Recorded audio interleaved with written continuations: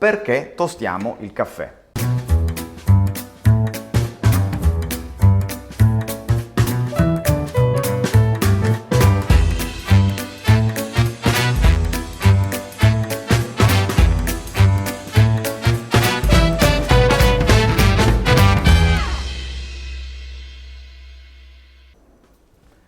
Buongiorno e bentornati a un nuovo episodio di Estratti di Bloom, delle pillole di informazione nel tempo di estrazione di un caffè.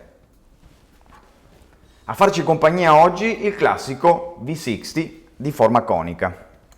E vi spiego perché dobbiamo tostare il caffè. Ci sono almeno tre motivi per cui il caffè va tostato. Il primo è perché il caffè verde è costituito in buona parte da cellulosa, da alcuni acidi e proteine, zuccheri e altri elementi organici che però da verde non riuscirebbero ad emergere in pieno.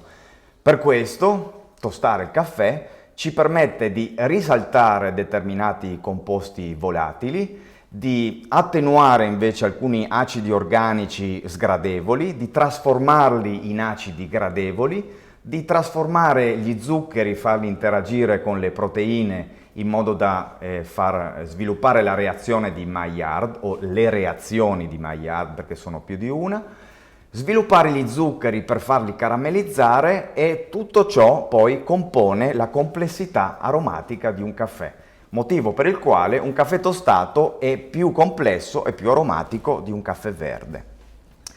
Il secondo dei motivi per cui tostiamo il caffè è per rendere i chicchi più fragili. Noi sappiamo bene che per trasformare il nostro solido in un liquido è necessario frantumare i chicchi di caffè. Ecco che la tostatura, e qui lo si può notare in maniera piuttosto evidente, rende il caffè più fragile ed è possibile frantumarlo in diversi pezzi, in diversi frammenti, attraverso un macinatore, in modo da, facendo passare l'acqua attraverso questi chicchi, questi pezzi macinati, questi pezzi frantumati, si riesca ad estrarre gran parte dei solidi necessari per fare la nostra bevanda.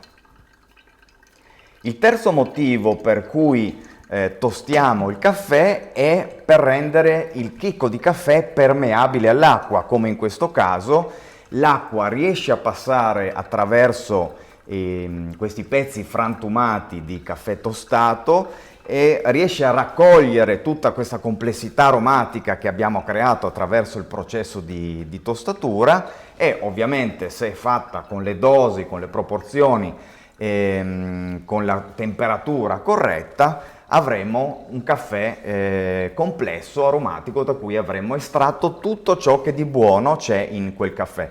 Se il caffè rimanesse verde, quindi non fosse tostato, tutto questo non sarebbe possibile. Questi tre motivi fanno sì che noi tradizionalmente, e da secoli e secoli e secoli, il caffè lo consumiamo tostato e non verde.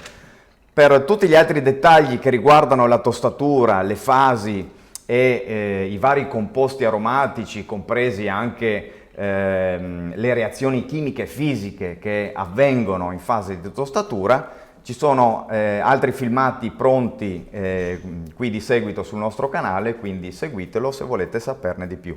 Nel frattempo la nostra estrazione è terminata e, come promesso, delle piccole pillole di informazione nel tempo di un'estrazione è avvenuto. Io mi bevo il caffè. Stay bloomish!